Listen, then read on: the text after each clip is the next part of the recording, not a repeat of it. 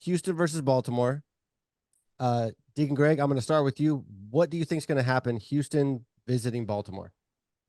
Well, Houston has been a great story all year. Rookie, new head coach, rookie quarterback. But I do think that run is going to come to an end. I think it'll be a good game. I think they'll come out and play a good game. But Baltimore, I think they have a little too much, for them. I just think that Baltimore on both sides of the ball are loaded and ready to play, locked in. They had a bye. They're going to come in fresh. They already know what they need to do, and they're playing at home. I can't see, Houston going up there and beating them in Baltimore. I wish them luck. I like the young kid, but I don't think it's going to happen. Yeah, that Baltimore weather is very different than Houston. Brother James, thoughts on Houston at Baltimore? Well. It's going to be a good game, but Houston's not ready for Baltimore. Uh, they're not going to be able to contain the quarterback. Uh, the young guys going to make the rookie mistakes. It's just going to happen. I'm picking Baltimore. Probably 2 touchdown victory. Do you think it'll be you think it'll be close early, or do you think it'll be like Baltimore jumps on them and then Houston kind of slowly catches up and just never gets there? No, I think it's going to be close early because of Baltimore coming off of the bye week, and trying to catch up a little bit. And then Houston's gonna be playing with emotion because they own this little dream high right now. So I think they're gonna be performing earlier than Baltimore going to make adjustments, and that's when they're gonna shut them down. All right, Brother Bill, thoughts on that game? Well, my thoughts on that game are similar to the thoughts I had on the Cleveland-Houston game and similar thoughts I had with the Green Bay-Dallas game.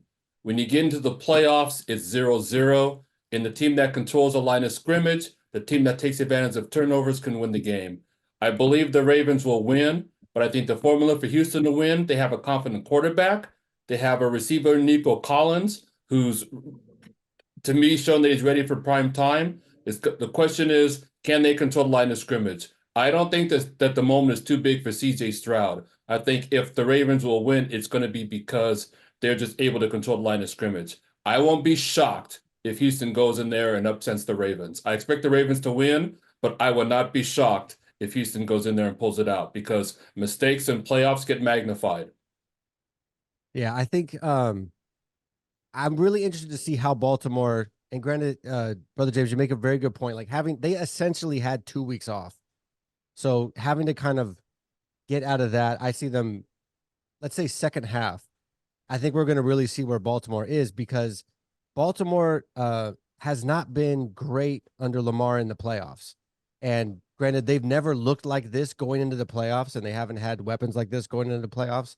So I would expect them to come out and take a young team and confuse the quarterback and confuse the defense with everything they can do. And I would be pretty shocked if they did win. But the one thing that Houston does have going for them, and similarly to Green Bay, unfortunately, is when you're young and you're trying to figure stuff out as a team, you're gonna do stuff that it's not on tape.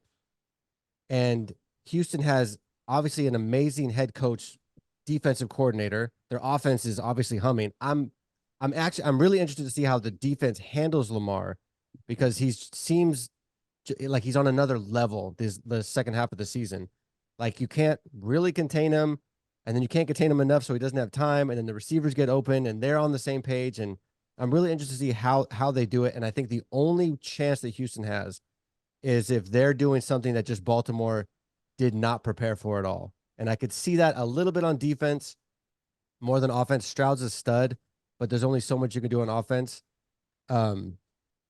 If they can figure out some way to contain Lamar in that offense, that's the only way. It's going to be something that we're going to watch that and be like, how did that happen? I think it's going to be one of those kind of things. I would add one more thing though. Think about in the past, the way that the Ravens have lost, in particular Lamar Jackson has lost, is when he's had to press. And he's had to press when they've been behind. And I'm telling you, again, you should roll back what I said last week when all y'all said that there was no way Green Bay was going to go into Dallas and beat Dallas, and we saw what happened. We'll get to other games, but I guess my point is when you're in the playoffs and you have confidence and you have players in the right positions and you have the coaching, it's not an upset. You just have to play with that confidence for 60 minutes and not get unraveled.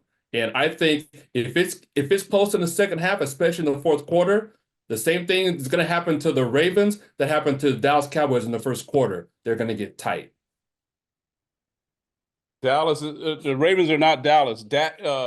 Lamar is not Dak. Don't even put those two guys. I'm not even talking about the quarterback. I'm talking about the team. When you're behind and it's late in the game and you're at home, what do we say about pressure? Who was it that said pressure makes diamonds? I said it bursts pipes. I'm just saying it. A quarterback-driven league. The quarterback is going to decide that game, and I can't see Lamar letting that get. I'll give the young rookie credit. He's not going to. It's not going to be because of him. He's like I said. He stands in the pocket. He takes it. But Lamar is going to.